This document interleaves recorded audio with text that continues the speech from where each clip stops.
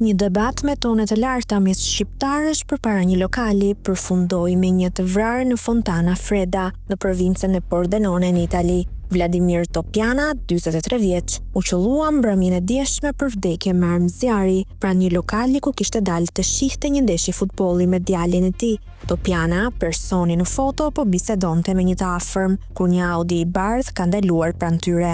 Personat që zbritën nga Audi kanë debatuar fillimisht me viktimën. Debati me tone të larta ka tërhequr vëmendjen e disa klientëve të lokalit pranë, të cilët tentuan t'i shqetësojnë për pas sukses. Më pas, shqiptarët kanë lëvizur në një hapësirë mes dy bizneseve, ku debati u agravua në vrasje. Në një moment, njëri prej tyre ka nxjerrë armën dhe e ka qelluar 3 herë. Një nga plumbat e ka kapur Topianën në kokë, duke i shkaktuar vdekje në vend.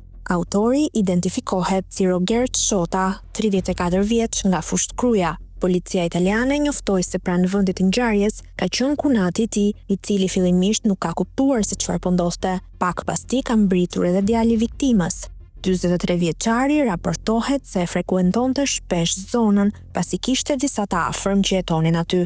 Autori u arrestua pak orë pas ngjarjes, ndonse pas vrasjes u arratis nga vendngjarja.